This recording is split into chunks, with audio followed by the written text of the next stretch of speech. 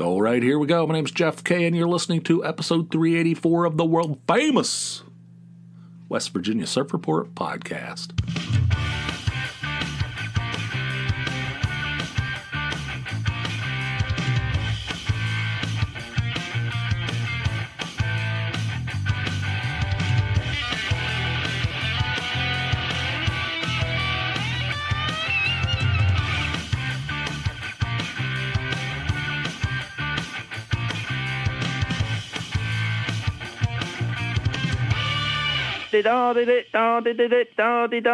Something's going on with this computer. Apparently it went through some kind of gigantic update. Because I came in here and I never turn it off. I just let it go to sleep. It just goes to sleep on its own. And, that's fine. That's not an issue. Every once in a while I'll reboot it in case there's like some kind of updates. But this thing went through one on its own. And I came in here. It was turned off. Turned it back on, and there's an app missing, an icon missing from my desktop. I don't know what it is. I can't remember what was there. I only have about 10 icons on my desktop, but I can't remember what went in that space, right? There's one missing, and I know what you're saying. If you don't need it, if you don't even know what it is, you might not need it, right? I hear you. But it's driving me insane. This is the kind of thing that makes me crazy. I think about it, even when I'm away from the computer, I'm like, what was there? What was that app? Because I have like 10 apps or icons or whatever you want to call them on my desktop. I don't know what it is. But it's gone. There's one missing, and I don't know what it is. I have yet to, go to something and it's not there. So I don't know. I think eventually that will happen, and it'll be gone. And I'll say, that's what it was. That's what's missing. But so far it hasn't happened. It's driving me a little bit insane. And another thing, when I fired up Audacity, which is the software I use to record this world famous award-winning, it hasn't won any awards, but, podcast that you're listening to right now, it's called Audacity. It's a very famous, often used software program. And, I fired that thing up. All the settings were like, I don't know, it looked like they were like set back to factory settings or something. It's like a brand new out-of-the-box version. So I had to like monkey around with it and try to recreate what it sounded like. I don't know if this sounds the same as it always did. But it was messed up. It was all jacked up, and I was like, "Oh my God!" The thing was trying to record. I don't know where it was trying to record through. I don't know where it was picking up audio, but it wasn't using this microphone. I don't know what the audio source was. I don't know. I think it was like I don't know. I think it was like picking it up through the keyboard or something. It's like barely registering. I was talking real loud. It was barely registering. I don't know where it was picking it up. I was like, what the shit's this?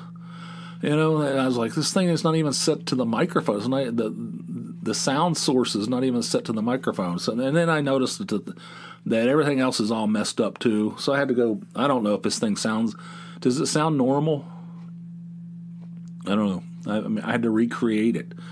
What I should do is I should take a screen capture of this thing, and put it in a file, and if this happens again, I can just open that thing up and just recreate it, But will I do it? Probably not, because that's the way I roll. I won't do it. It's like I should do that, and then I'm like, well, I'm not going to do it right now. I'll do it some other time. I'll do it maybe tomorrow. Sounds like a pretty good idea today, as Walla Voodoo would say. But anyway, so that's messed up. I don't know if this thing sounds weird. If it sounds weird, that's the reason, because something is off about my computer. It went through an update for, and I'm using air quotes, improvements. Bullshit. Yesterday when I was at work, Tony sent me an email, or a text, I should say, sent me a text, and it said, when you get home from work, would you mind disappearing this dead chipmunk that the kitty dropped in front of our door. I'm getting a little sick of his gift giving or something. I'm paraphrasing.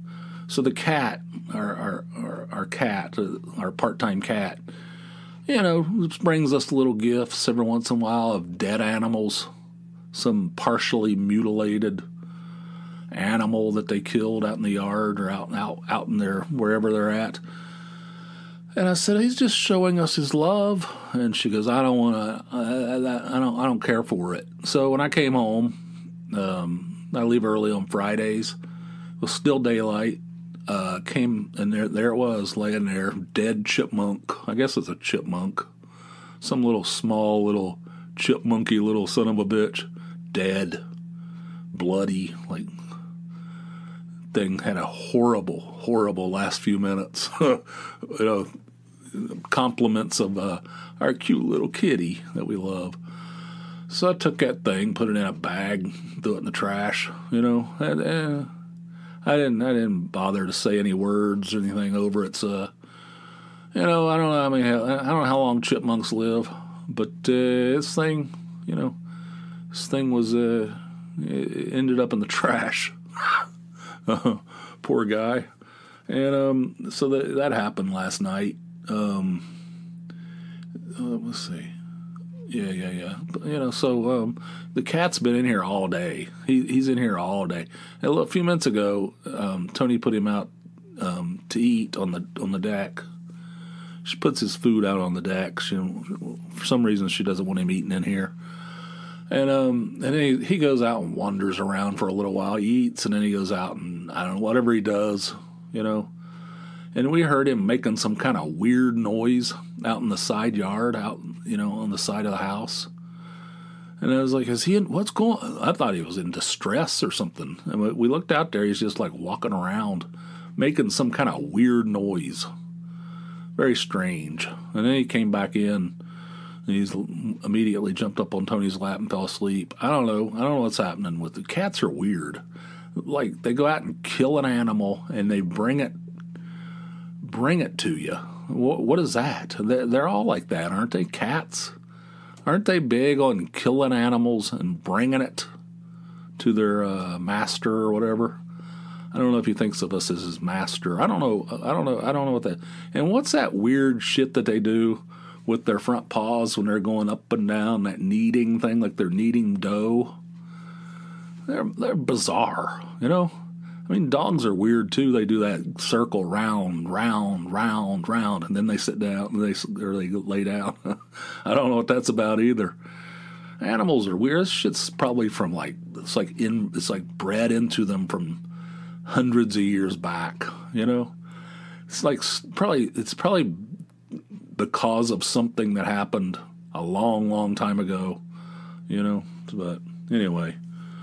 Yeah, he keeps things hopping around here. I don't like it. We call him Kitty.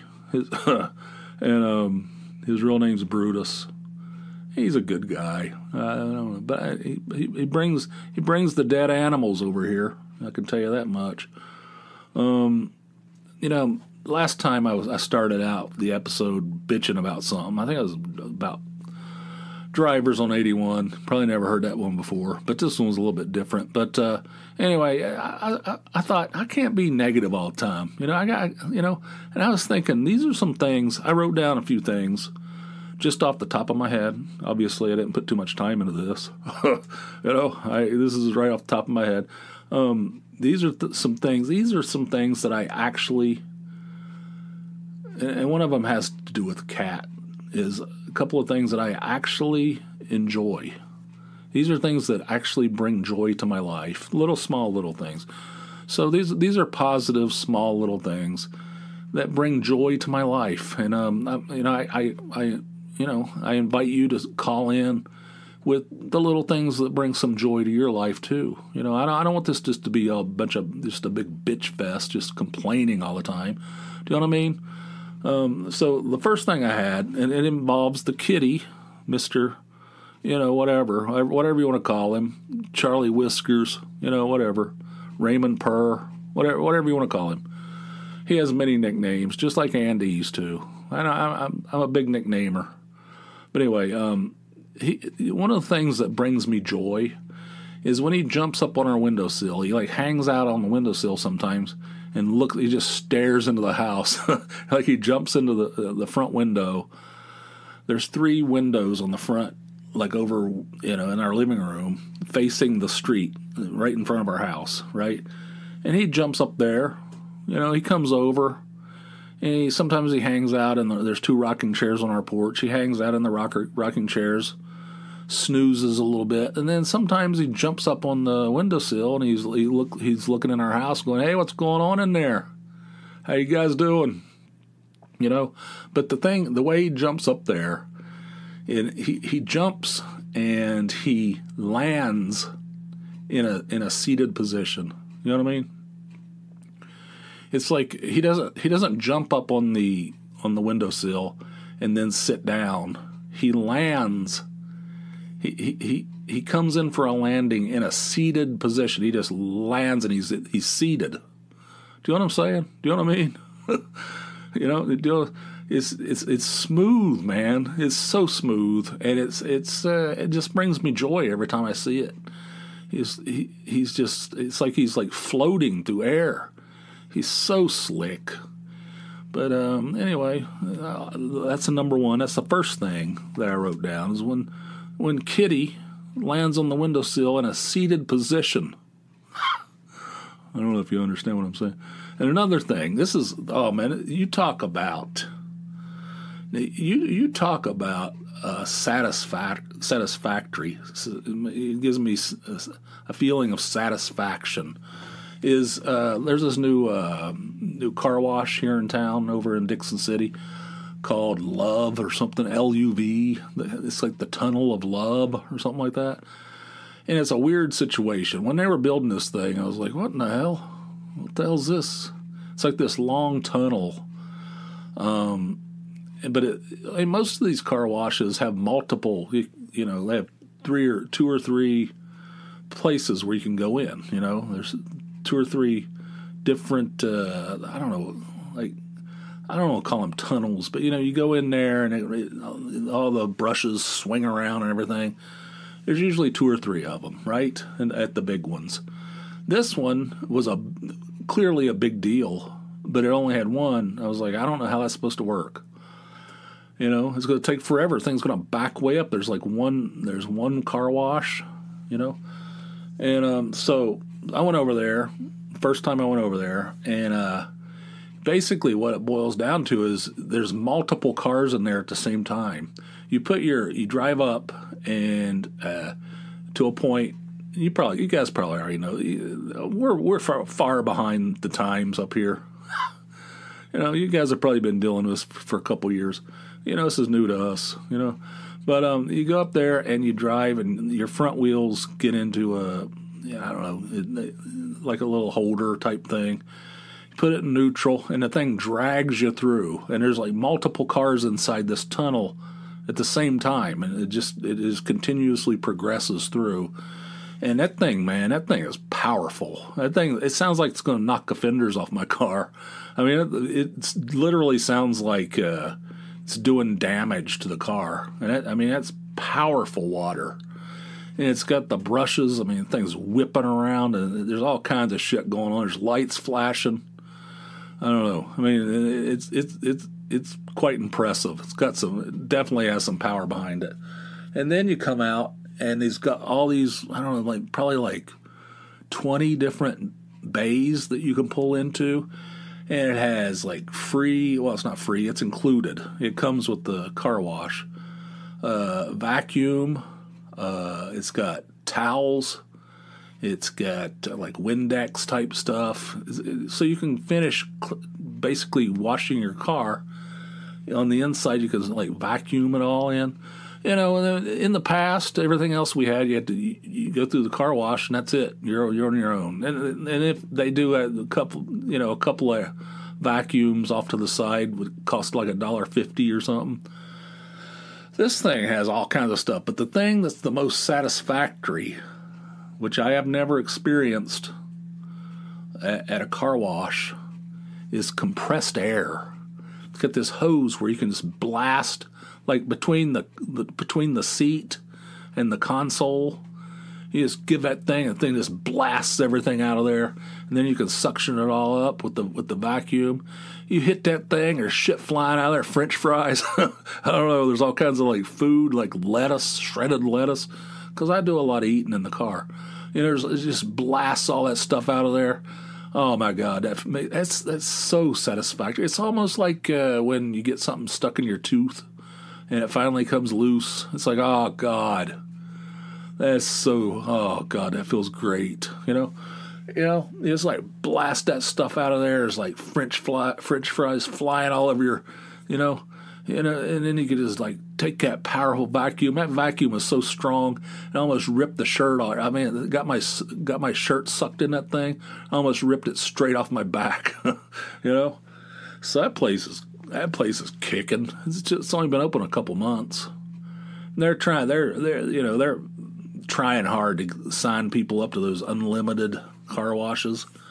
Kind of expensive. I don't know. They're offering some, introduction deal, but I don't need another monthly bill. I just go over there and pay whatever it costs whenever I want to do it. I don't know. Or maybe, I don't know. I do like it. I love the compressed air. Woo, baby. So those are two things those are positive things. Those are things that I like. That brings me joy. And baseball, of course, that brings me joy. Well, most of the time. It either brings me joy or it brings me aggravation. It brings me joy, leading up to the game. Like there's a game starting in 40 minutes tonight. I'm excited. The Reds will probably get their ass polished. They're playing the Orioles, who are really good. So I don't know. But right now, I'm loving it. Because every day is a new day. Every day is full of opportunities. Every day is a positive. It's going to be a good day for the Reds, And then later tonight, I'll be like, damn it, piece of shit, damn it, you need to play better. God, what is going on? The offense is gone. We have no offense now. I'm not one of these guys that tries to say we. I don't call a team we. I mean, I don't have any.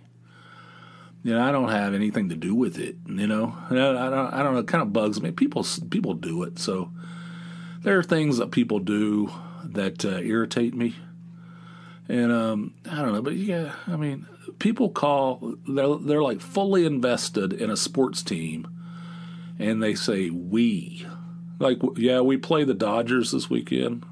Oh, really? What position What position you're going to play? That's right. Oh, that's right. You weigh 400 pounds and you're, whatever. But anyway, that's, it's a small little thing. I try not to do that. I feel like recently I've started to do it, though, a little bit. Yeah, I know our offense is gone. Like our offense? No, I have nothing to do with it. I have no input. I have nothing. It's not us. It's them. You know what I'm saying? Another thing, it kind of bugs me. I overthink things. Another thing, sports related, that kind of bugs me a little bit. And it makes me feel a little weird. I don't do it, but people wear, like, grown men, like 50-year-old men wearing a jersey with the name of a 27-year-old man on the back of it. It's a little, you know what I'm saying? Like a 50-year-old man or a 45-year-old man wearing the name of another man on his back, a baseball jersey, football jersey, whatever. I don't know. It's kind of bizarre too. I mean, if you're a little kid and you worship these guys, but when you become an adult, I don't know, it's kind of weird. What do you think about that? You have an opinion on that? I don't know. Maybe I'm overthinking it. I overthink everything. I should just go out there and just use that compressed air more. That's good for my mental health. That's all I need. More compressed air, more landing in a seated position. That's what I need in my life. All right, we're almost at the 2/3 mark here. I got 5 phone calls. 5 phone calls. They've been kind of stacking up. There are 5 phone calls from 3 different people. So I'm gonna go through those right now. And this first one is from John in Canada. And here we go. Jeff, it's John from Canada. First time, long time. Calling to apologize on behalf of my nation. I'm very sorry about your experience at Sheetz. That was a direct result of 2 of our residents who blocked the line to the gas pump. This is a grave injustice that will not go unpunished. We have the entire weight of the Canadian police on this. We will find them, and we will bring them to swift Canadian justice. Who does that? Who risks an international incident by sitting at the gas pump and eating while there's a line behind them? Totally unacceptable, and I am sorry that that happened. Hopefully our nations can smooth out their differences and we can remain friends. Just awful. The other thing I wanted to mention was baseball. We have one team in Canada, the Toronto Blue Jays. I recently brought my wife and kids to the game, and I experienced the same thing that you did. About $80 a ticket for 200 level. That's in the second bowl of the stadium. Good seats, but they're still up a ways from the field. And then beer. Oh, my goodness. When the beer guy brings around a can, one tall can, first of all, it's cashless, so they have to turn the machine to you, and you have to have your credit card ready. Of course, there's a tip option. You have to leave a tip. After the tip, $19.50 for a tall can of beer at a baseball game. This is wild, unacceptable, difficult to feed a family of 4 if you're having a beer or 2 at the game. And the Jays lost to the Colorado Rockies that game and then proceeded to go on a 4-game win streak. So it was a tough evening all around. But keep up the good work, and I will call back and let you know the status of our manhunt for these Canadian perpetrators. It won't happen again. All right, I appreciate it, John. Are you the John? I think you are. The same John who helped me with my Replacements box set? I think it's got to be, right? Anyway, if you aren't, that's fine. If you are, thanks again for the help. Appreciate that. I got that. I don't want to get into it, but he helped me out of a jam, and helped me out with a purchase through Amazon Canada.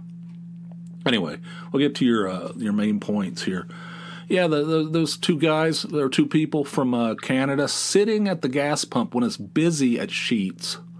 I bitched about this, obviously, in a previous episode. And it's really crowded. Every pump has a car at it or 2. There's either 1 or there's 1 and a person waiting. I was waiting behind this SUV. They had Canadian plates, and they didn't move. They got finished with their transaction. They get back in the vehicle. They don't move. I'm like, what in the hell's going on? Get your ass out of my way. I got things to do. I have a life to lead here. Just get out of my way. So I said, the hell with it. And I whipped around because it was the last one on the end, so I could whip. I whipped around. They're sitting in there eating. They had Canadian license plates.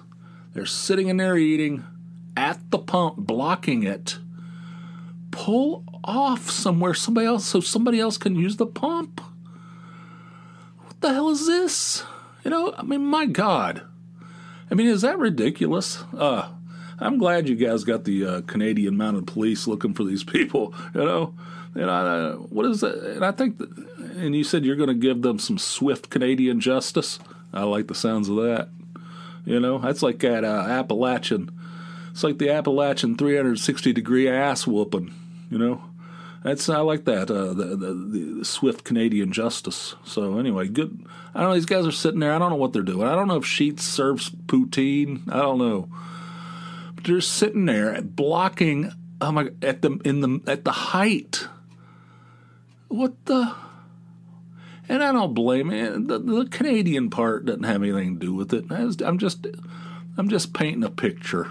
People are, It could have just as easily been an American. My God, I mean, there's plenty of, but that's a bridge too far as far as I'm concerned. I'm glad you guys have the authorities looking for them. I appreciate your efforts, on that count. And the other thing, the baseball price of a baseball game, hell yeah. It used to be cheap. That was their reputation. That was the sport you could go to. You could take your whole family. It wouldn't cost you an arm and a leg. Now it's very expensive. Like you said, $80 for a ticket. Those tickets we bought in for the game in August in Cincinnati are $110, I think. But those were I think that includes food. But anyway, yeah, it's expensive. That's a lot. That's not, that's. Like you said, there's four of you. That's $320 right there. That's before you even walk in the door and start paying those ridiculous prices for everything. God, $19.50 for a beer. Yeah, it's pretty much what it was. I mean, that's what it was in Philly. It was like $16, $17, and then you have to give them a tip. I mean, that shit is ridiculous. One can of beer, like $20 almost. I mean, it's insane. It's insane. And then your team even lost. What the hell's going on with Votto? Votto signed with you guys, and then he rolled his hit a home run, and he came back to the dugout, stepped on a bat. What the hell's the story with that? Why is there bats rolling around in the dugout? But anyway. Former Red Star Joey Votto. Anyway, I don't want to get off on that, but thanks for your call, John. And if you're the same John, and I think you are, help me with that replacements box set. I appreciate it. Thanks again. Thanks for calling. Call back whenever you'd like to. Whatever's on your mind, give me a call. And the next two calls are from Jason in Austin, both pretty wild. The first one is talking about some stuff that went down during the eclipse, and here it is. Hey, Jeff, Jason Yutma, Austin, Texas. I have a story about the eclipse. On the day of the eclipse, a couple of school districts in Austin closed, and one of the ones that closed housed the twins from Fat Ass Marcy that works in my office. So she came in late that day and brought the twins, whom she's always bragging about. She mentioned that they're artificially inseminated twins, which makes sense when you figure out their behavior here in a minute. But these fuckers were running with their arms out, knocking down monitors, computers, just wreaking hell on everybody. They're about 10 years old, John and Don. And Marcy is a counter. She said, boys, 1, 2. Now everyone knows she's never going to get to 3. Not her. She knows she's not. I know she's not. The dipshit twins, of course, know she's not. So I can envision her during a school shooting. Don, 1, 2, stop shooting your classmates, boys. I mean it this time. By God, I'm going to take your PlayStation away for the rest of the night. And if you don't want a breakfast in the morning, keep shooting people. You better, and I'm fucking sick of it. I'm sick of people. I'm sick of the counters. Can you imagine if everything else in life were like that? If the police were 1, 2, don't you stab her again. I swear to God, I'm going to get to 3. God almighty. What mayhem. Anyway, everyone hates Fat Ass Marcy. Good talking to you, buddy. Have a good night. Have a good day. Hello to all the surf reporters out there. Goodbye. I don't know what to say. Fat Ass Marcy, and her, what do you call them? I don't know. John and Don. Yeah, I don't know. I don't like Mothers Who Count. I'm not a big fan of that either. One, two. Stop shooting your classmates. One. You don't want me to get to three. You're not. I'm never going to get there. But don't let me get to three. That's I love it. I love it. I'm sick of the counters too. Mothers Who Count. That's that's the decline. What my mama do? Beat my ass. Or no, she would make my life, but she wouldn't beat my ass. Although there was that threat there. There's always that threat. But it would be extremely uncomfortable. If I were to, whenever I got in trouble as a kid, which was often, I was pretty much a hellion. I was kind of a hellion. It would be hours of lecture, and sitting in the living room with my mother usually. My dad, he wasn't usually involved in that end of things, but my mother would give me a long lecture, and it's like I don't want to deal with that. I don't want to go through that again. It was actually, it was an incentive not, to be on the straight and narrow. I don't want to have to deal with that again. I don't want to have to sit there for 3 hours, being lectured. You know what I'm saying? God. Anyway, fat ass Marcy. John and Don inseminated. So it's not really that impressive or whatever you said. Insane. Great story, Jason. They were knocking monitors off with the... All right, well, I don't know. Nothing. The eclipse where I'm at, a few of us walked outside. It was cloudy and couldn't see anything, and then went back inside. Got a little dark. I don't know. Kind of dimmed down a little bit, and then it got bright again, and we went back in the house or in the building. Very exciting, very memorable. Whew, Mister. Everybody's going to be remembering that one for a long time. This next call is also from Jason, and here we go. Hey, Jeff, it's Jason in Austin, Texas. I manage a bunch of properties, and I wanted to tell you what happened at the office today.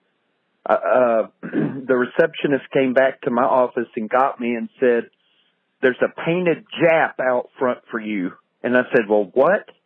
And she said, "A painted Jap." And I said, what the hell is that?" So anyway, I went out front, and there's this Asian girl. I'm not sure she was Japanese, but Asian for sure. And let me tell you, she was a 10 and painted because she didn't have any clothes on. She had paint on, like painted over her body to sort of look like clothes, but not if you were within standing distance of her. Clearly, she was completely naked. She had on some powder blue boots, and she was there to complain, and she kept calling me Jay Sean, and she would skip back and forth between broken English and maybe like Mandarin. I don't know. It was clicking noises, guttural noises. She's mad as hell. And I tried to get her to come with me to the office so I could get her to sit down so I could get a better look at it. You know what I mean? And she refused. Anyway, she kept going back and forth between this foreign language and broken English. Not real clear what she's upset about. Didn't know her. A lot of the Asian people that we deal with will take on nicknames, and this girl's no different. And her nickname was Brittany. And so towards the end of her rant, she said, "Jay Sean, you no care about Brittany." And I was like, and then she turned around, she spinned around and walked out of the office. And I thought, oh my God, no, I very much care about Brittany, because this girl was a 10. Let me tell you, she was an absolute knockout. And all I think about is Brittany. It's all I've been thinking about all day. So you no care about Brittany is not true. Y'all have a good one. Bye. I don't know. I don't even know what to say. I don't even know what to say. So she was painted. She had clothes painted on. She was naked except for boots. And she had clothing painted on her naked body, and she was a 10. And she had a nickname, Brittany. And she's out there, care about, I don't know what to say about that. Sounds like you have an interesting job. I have an interesting job as well. Not that interesting, and I've never had to deal with any kind of nude employees with just clothing painted on their bodies. That has not yet happened, although anything's possible. But that's memorable, and and I don't know. I don't know, clicking noises. And she called you Jay Sean. Yeah, okay. Thanks a lot, Jason. These are great stories. God, I don't know. It's quite a life you lead. So thanks for calling, Jason, and call me back anytime. These next two are from Patrick, and here's the first one. Hey, Jeff, Patrick here. Do I remember 5th or 6th grade? Hell yeah, I do. That was about the time in my life I had discovered metal music, and I was listening to Metallica and Iron Maiden and Anthrax. I went into 5th grade, the 87-88 school year, and 6th grade was 88-89. And so that was the beginning of my ass hattery years, as you like to call it. Me and my buddy Jake in the 6th grade, we got on top of the school. We went and stole a trash can from behind the cafeteria and hid it behind the gym. And so I don't remember if it was after school or it was Saturday. We rode our bikes back up to the school and used the trash can to climb up on top of this little ledge thing that was over a door, and then we climbed up the other 4 feet onto the roof. And so we got on the roof of the school. It's pretty cool. We always wanted to go back and do it again, but we never did. One year there was a food fight in the cafeteria. I think it was 6th grade, just like you see on the movies, man. Just people chucking whole ass sandwiches. Man, there was a teacher off to the side, yelling for everybody to stop. And she was getting hit with shit, and she had to go run, and she got the principal, and that was pretty cool. We had two guys. One guy's name was Charles. The other one was Chris. They had I guess they call it a milk off, where they would see how much milk they could drink. I think the cartons of milk were like 10 or 15 cents or something like that. And Charles drank 9, and Chris, I want to say, was up to about 14. Till we all ran out of money. We were giving him our change and stuff like that. We ran out of money. And Charles threw up. It was right when he walked back in the classroom, he threw just milk everywhere. And I want to say about an hour or two later, Chris threw up as well. So we had, probably 2 or 3 gallons of puke milk all over the classroom. I had some fun times. I hated school. I hated it terribly, but those are some fun years. All right, man. See ya. Metal music. You got into metal music. That's when everything changed. Yeah, I know what you're saying. Jumped up on the roof of the school. I don't know. I don't know. I'm afraid of heights. I've been on the roof of the school too, but I'm kind of afraid of heights. I'm kind of a wuss when it comes to that. I don't know. I'm afraid of that. I'm afraid of climbing. I remember when we were in high school. I know you're talking about 5th and 6th grade, but when we were in high school, there's in the gymnasium, there's a glass on one end up on the high up near the ceiling. There's glass panels that face out to a rooftop. There's a rooftop that's lower, below the glass, and I remember we were at a basketball game, I think, and somebody started banging on that window up there. We're all at a basketball game. You hear somebody banging on the glass, and you look up, and they got their ass, naked ass, pressed against the glass. A whole gym full of people. But anyway, and I've been up on the roof of the school, but I wouldn't say I enjoyed it. I don't like the climbing down. Scary. I'm always afraid I'm going to plunge to my death. Food fight? You're actually in a food fight. I've never been in one. I've only seen it on movies, TV shows. I feel like that they would have kicked our asses. I mean, I don't think they would have put up with that. I think if that were to happen, it would have been worse than the bomb being dropped on Hiroshima. It would have been treated on the same level. I mean, the parents would have been there, the police.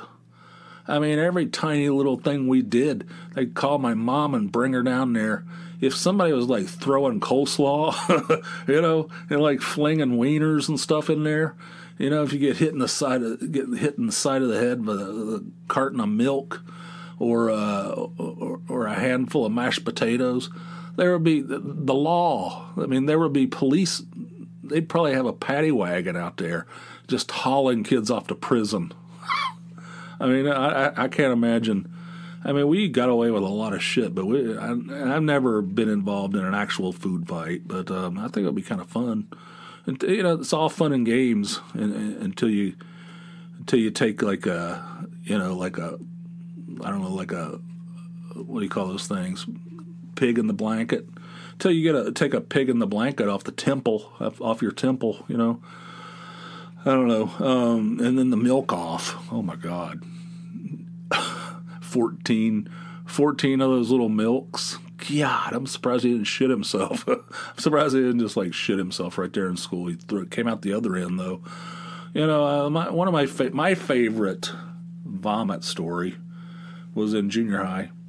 Mr. Yared was the teacher's name. There was this kid. We're right in the middle of class. He suddenly leaps out of his desk, runs up to the front of the classroom, picks up the metal trash can, pukes loudly into it. I mean, he's like screaming. You know what I'm saying? That whole that kind of thing. And he pukes into the thing, and everybody's like, "Oh God!" Everybody's like, "Oh no!" I mean, everybody's like screaming and yelling. It's pandemonium in there. And Mr. Yared's like, "What is wrong with you people? Can't you see this boy is sick? What is wrong? You don't care about him? This boy is sick, and all you care about is yourselves?" He goes, Kevin. His name was Kevin. He goes, "Just go down to the clinic, and I'll be down there. I apologize for the way these people are behaving. That's abominable." He's going on and on and on. He goes, "You go on down to the clinic, and I'll be down there, check on you in a few minutes, all right?" And then, so he leaves, and he's kind of like looking around the corner, and he goes, "Is he gone?" Oh, God, did you see that? Bean with bacon soup and bologna sandwich. And everybody's like, he was like putting on a big show for old Kevin. And then as soon as he was gone, oh God, he was like us, He was great, Mr. Yared. He was like one of those fun teachers, Can't you see this boy is sick? He was the same one. I told this story before too, but he was telling some kind of story about somebody crashing their car into the river up in Charleston. There's this road called the Boulevard, Charleston Boulevard, I think. Is it called Charleston Boulevard? Anyway, the Boulevard that runs right beside the river, right through town, and somebody crashed into the river. They lost control of their car or something and crashed into the river. And there were so many rubberneckers, so many people trying to see what was going on, that the paramedics and the rescue people had a hard time getting down there because they had to get all these people out of the way because everybody's lined up looking, looking into the river. And he was talking about that, Mr. Yared. He was going, all these idiots lined up there going, "Hey, did anybody get hurt? Anybody get their arms cut off?" And for some reason, I thought that was hilarious. In fact, I still do. Anybody get hurt? Anybody get their arms cut off? And I started laughing, And he had a pool cue. He used a pool cue as a pointer, And how some teachers have like pointing sticks where they write something on the board and they point towards. He had a pool cue. He used to own a pool room. He's like, he's like this rough around the edges. He was funny, but anyway, he had a pool cue. He comes over there and he's like, what's wrong? He goes, you think that's funny, Kay? You think that's funny? It's not funny. You're sick. And he's like, he started whipping that pool cue on top of my desk. What is wrong with you? You think that's funny? You're sick. I don't know. Hilarious. That's one of those things. There's a whole bunch of stuff that you're bringing up stories. That's bringing up some stories from me. But the milk off, it's similar to to those tater tots. Do you guys have to wear a giant pig button on your shirt? What the? Anyway, thank you, Patrick. And we have one more from Patrick, and here we are. Hey, Jeff, Patrick again. I thought of a couple other little little bastard things we used to do. We would go into the restroom like in our morning piss breaks, at 9:30 or whatever, and we would just take all the toilet paper and put it into one of the toilets and just flush that bitch until it overflowed. Just did it. We used to do it every day, or just about every day. Like he'd get back to class and be like, shit, I forgot to overflow the toilet. And somebody else would be like, no, it's cool. I did it. Oh, okay. Or do you raise your hand to go use the bathroom just so you could go clog up the toilet? Like you'd get in there and somebody else had already done it. So we did it every day. Like nobody said a word to us. And another thing was my buddy Steve was really good at figuring out the combination bike locks, bike chain, bike lock things. And we'd go out to the bike racks. The kids ride their bikes to school. And we would take two of the same type of chain that looked identical, and we would switch them to other people's bikes. So they'd go out and they'd put their combine and couldn't get their bike unlocked. I came out one day, I'd ride my bike to school, and this kid, I feel kind of bad about it now, but this kid was he was crying and he was yanking the fuck out of his bike. The bike unlocked. And I had a good laugh over that. And then he would also lock somebody else's bike. He would loop it through two bikes and hook it back up. Yeah. Good fun. Good for little shit bastard things to do. But yeah, it was good fun. It's good memories. All right. See ya. Oh man, I forgot to overflow the toilet. Oh, damn it. Oh, don't worry about it. I got it. Oh, good. Whew. Yeah, we work together as a team. We're a team. We're teammates. We have to cover for each other. If one of us forgets to, overflow do the daily toilet overflow, then we step up. We have each other's back. We work. It's team. It's teamwork. That's where you learn camaraderie and respect for one another, and friendships that last a lifetime. To overflowing toilets in fifth grade. We used to, once again, you brought up something that brings up a memory for me. When I think I was in high school. Yeah, I was in high school. I used to buy M80s off this policeman. I don't know how this happened. But there was this cop that lived in Dunbar. He wasn't a Dunbar cop, though. He was a South Charleston cop, which is the other side of the river. But he lived in Dunbar. And he would sell M80s, which were illegal, to kids, to me. Well, he sold them to me. And I guess he sold them to other people. I don't remember how I found out about it. Somebody told me this guy sold M80s. He was a policeman. I went and knocked on his door. And I said, "You got any?" Somebody told me that you have M80s for sale. I can't imagine. I mean, that sounds like a setup, right? But I did it because I was an idiot. And I went up there, and he goes, "Yeah, just a second." So he goes, I could see him through the door. He goes into this bedroom, off to the side there, and pulls out this big flat box, and inside of it is a bunch of brown paper bags, like small brown paper bags, and inside each bag is, I don't know, 20 M80s or something like that. It was quite a bit.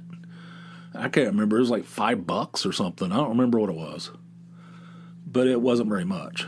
And I gave him the money and I took off, and then the mayhem started. I started selling them. I started selling them for $1 a piece. Those things would shake the earth when they'd go off.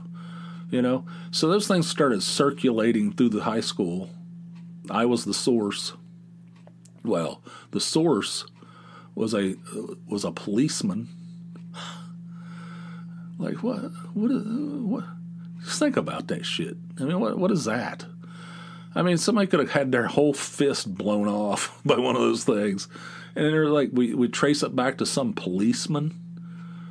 Like, what the hell? These guys, bad decisions, but making bad decisions, right?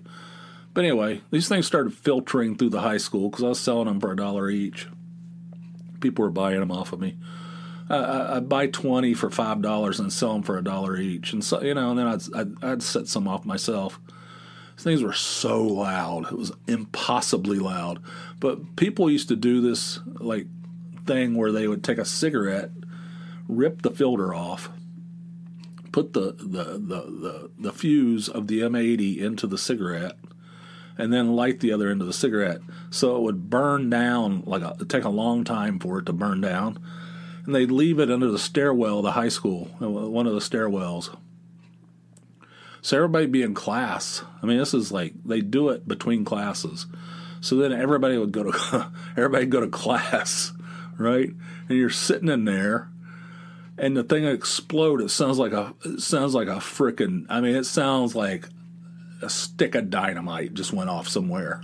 Just, I mean, incredibly loud. I mean, it's in this, in this hallway underneath the stair, underneath these stairs. It's like real echoey in there,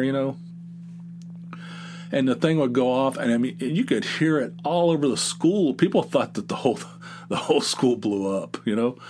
It's insane. It happened multiple times. People used to flush them down the toilets and just explode, to like destroy the plumbing. These things were going off all over, I threw one time and the thing went off real fast. It was like I used to light them. It's insane. Like I'm a fool, I used to light the thing and throw it. And one time it just went straight down. I mean, there's like no time. I threw it and it went off like inches from my fingers. Oh my God, scared the shit out of me. I mean, all the blood just drained from my face, Those things were a menace. I think I went back like 3 times and got more of them, and they were going all through Dunbar, But anyway, so at least you guys, worked together as a team, overflowed the toilets on a daily basis. You had each other, that's admirable. And the combination locks thing, that's hilarious. I love that. Let's go out there and mix them all up. Somehow I was able to get into people's lockers in high school. There was a way to get into, you could pick people's locks, and I feel like I did. I can't remember what I used to do, but I can remember opening people's lockers. I could get into people's lockers because I knew how to pick the locks. Sounds similar. I love the mixing them all up and getting them, putting them on different people's bikes. It didn't really actually do anything to anybody. It just created mayhem and chaos. Love it. Perfect. I think we would have been friends. So anyway, thanks, Patrick. I appreciate that. And thanks to Jason. Thanks to John. I appreciate all your calls. If you guys want to call in like these three gentlemen, you're welcome to do it. 570-290-8151 is the number. Call me around the clock. Comment, whatever, request, or not, I guess request. It's not really the word I'm looking for. Make comment and make a suggestion, whatever.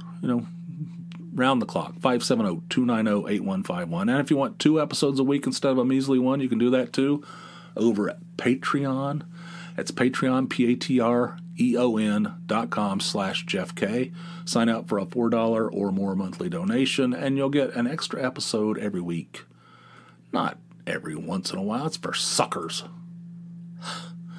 Every week. So do it today. Patreon.com/JeffK. It helps me out a great deal, and you get an extra episode of this world-famous podcast every week.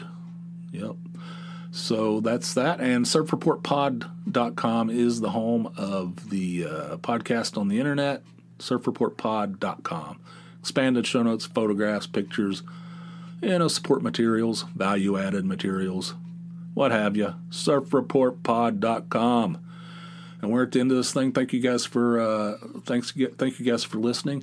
Until next time, which will be over on the Patreon side. Hope you guys have yourselves a fine, fine day. I'll see ya. Bye.